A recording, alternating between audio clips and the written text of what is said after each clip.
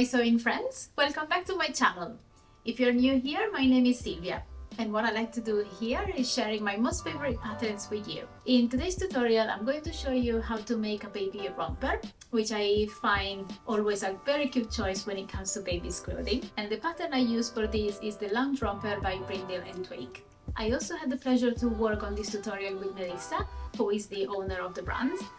And it was such a lovely experience. It was really exciting working with her. If you've never heard about the brand, I would highly recommend it. It's usually my first point of call when it comes to children's patterns. They have a variety of patterns. You can definitely find what you're looking for in there. If you like this type of content, please subscribe to my channel and give me a big thumbs up. I would really appreciate it. And that's it, let's get cracking. So these are all the pattern pieces that you will need.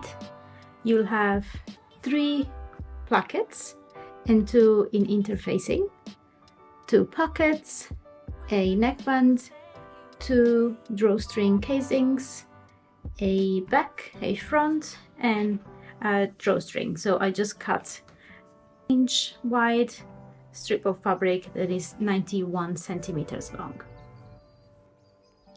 Now fuse the 2 interfacings to the facing pieces, making sure that the shiny side of the interfacing is against the wrong side of the fabric. I usually hold my iron down for 5 to 10 seconds.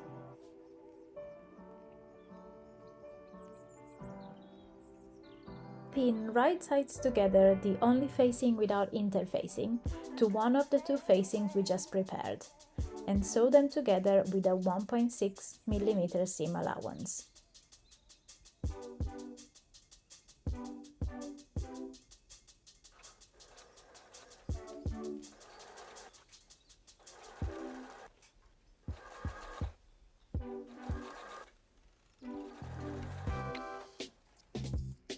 Turn the piece inside out and iron flat.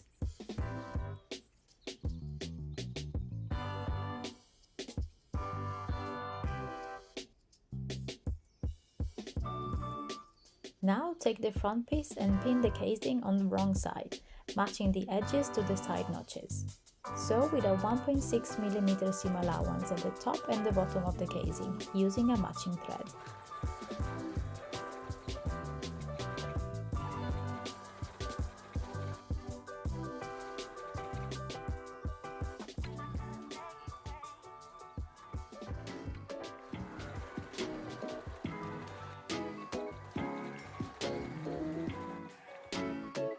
Perfect, so this is how it should look like from the back and also from the front.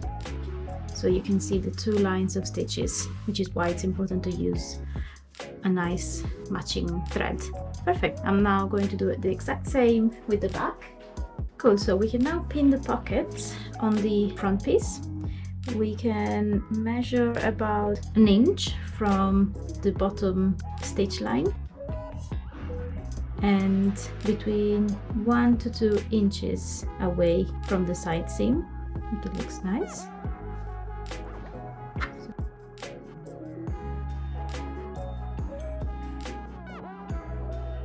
Perfect, and sew them in place, sewing all around the curved edge.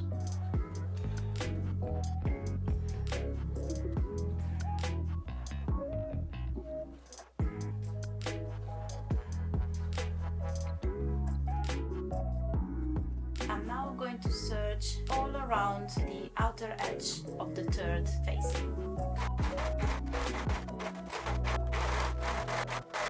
So I'm now going to take the front piece and the facing that I have just serged, and I'm going to place it on the inner seam, right sides together, so I will see the interfacing towards me. I'm going to pin it and then serge it across the inner seam.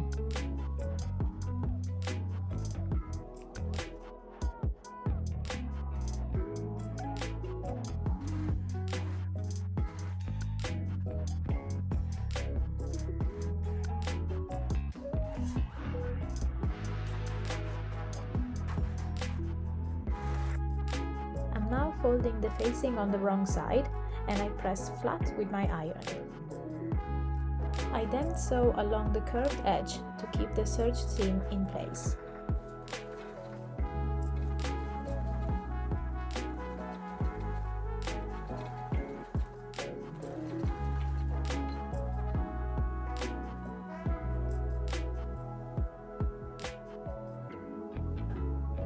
I'm now taking the back piece and the double layered facing, and I'm going to place it like I've done before on the inseam, right sides together, and I'm going to pin it and serge it together again like I've done before in the inseam.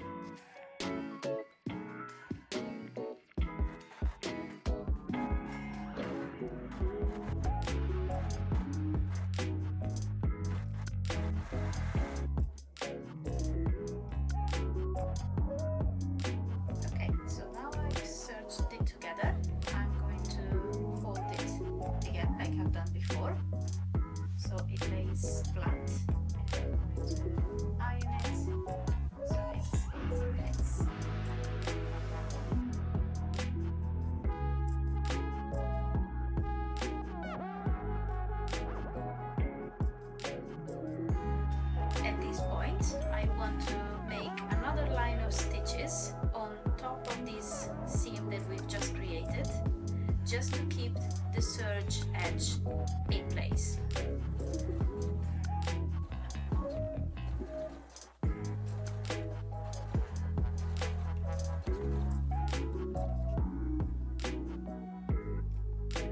So now I'm going to take the back piece and the front piece and put them one on top of each other, right sides together, and I pin them together, and I will sew the side seam together, and I also serge one of the shoulder seams.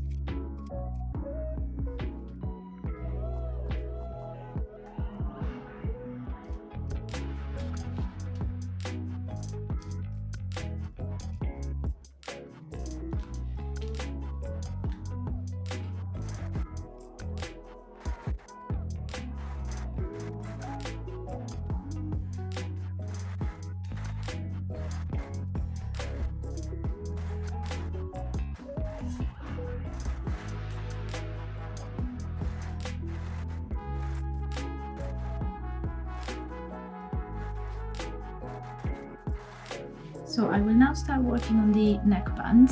I will fold it halfway and lay it flat so I can find the middle point. And now that I find it, I will just clip a little notch both sides like that. And I'm going to find the middle point in the neckline as well. And to do that, I will match the shoulder edges, and I will match the edges all the way down, find the true center.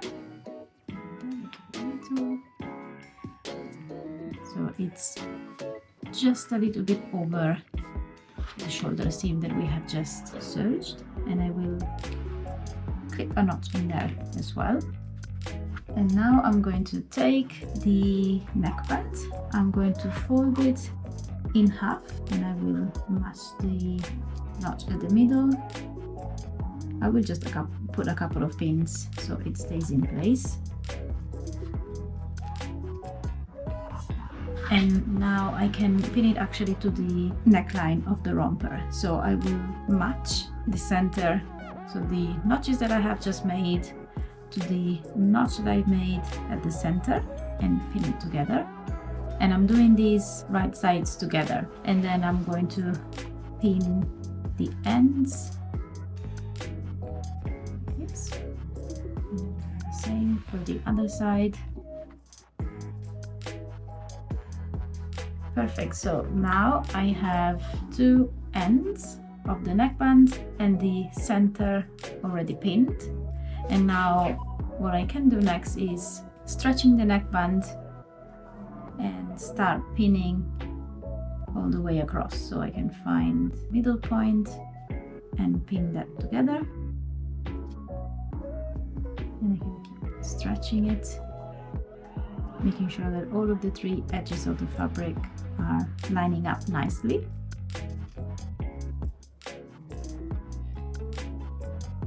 Same on the other half.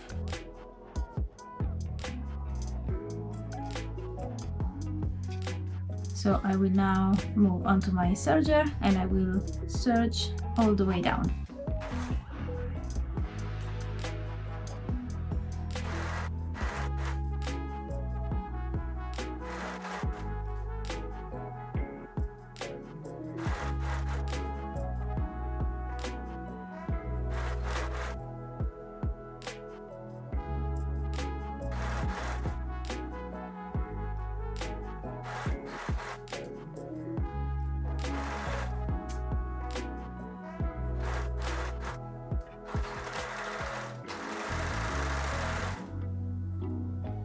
So now that the neckband is on, I can match the edges and I pin all the way across the shoulder seam that I haven't sewn yet.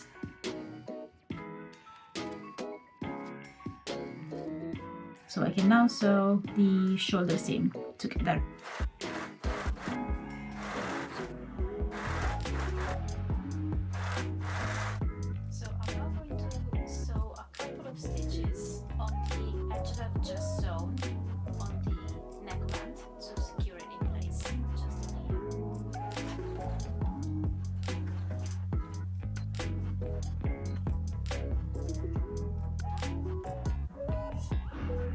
So now I'm going to clip very tiny little holes at the edges on the casing for both sides and front and back. I just need to make sure that I clip only the casing and not the romper itself. So I need to be extra sure that I'm doing that.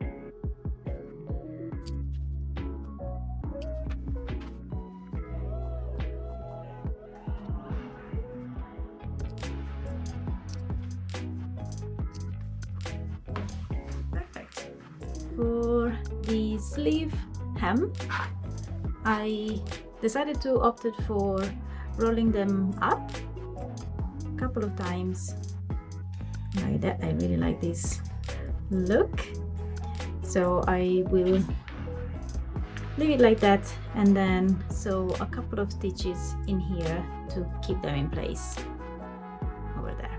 I'll do the same for the other. It really looks cute like that.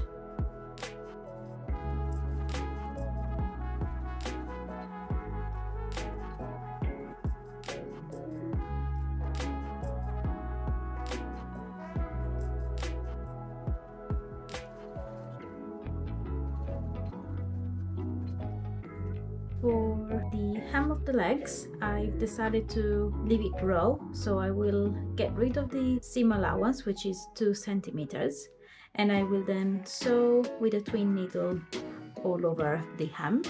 So I have made a mark on the 2 centimeter seam allowance, so I can cut that off.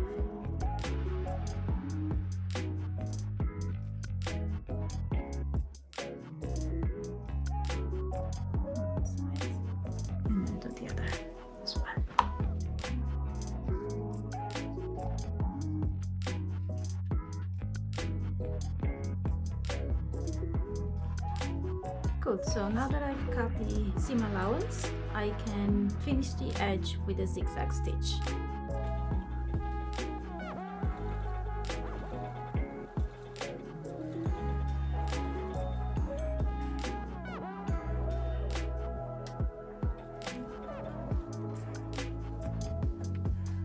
Good, so it's now time for the snaps.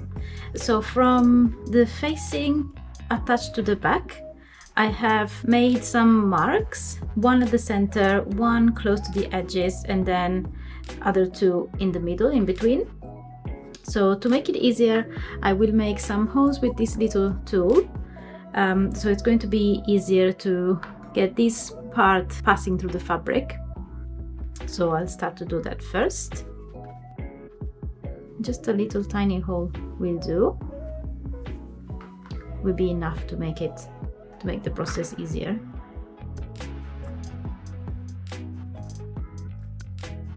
So for the back, I'm going to start with the male part, and I will put the clip at the back. That, and then I'll put the male version on top, and then I will just clip it with the tool. Perfect, that's the first one. And so I'll carry on doing all the others.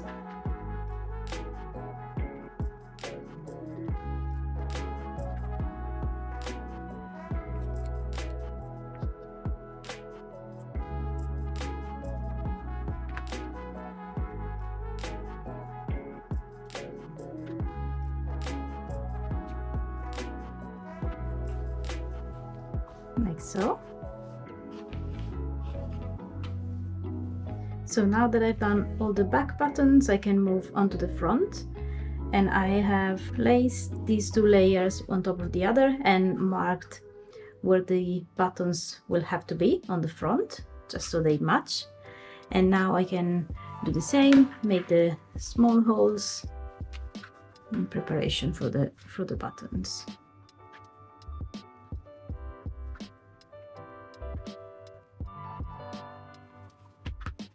And now I can place the side with the clip on the front and the female part on the opposite side, and press it together.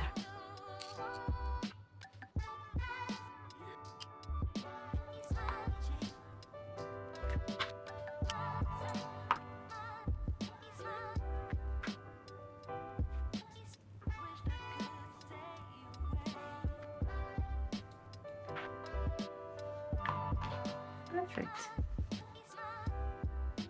Like that.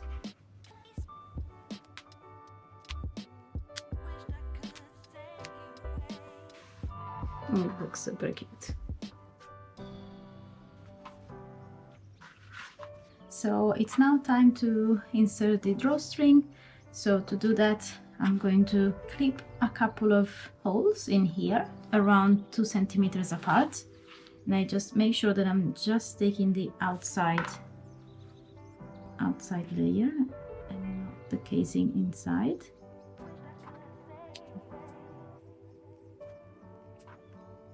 And now with a safety pin, I'm going to pin actual drawstring, and little by little I will insert it all the way.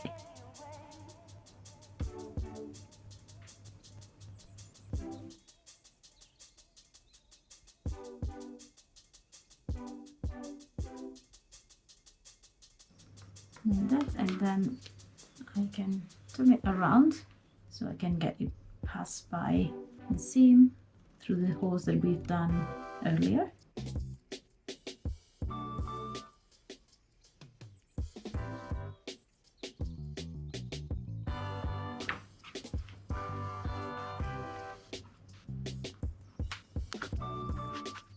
Done. We can make a nice little bow.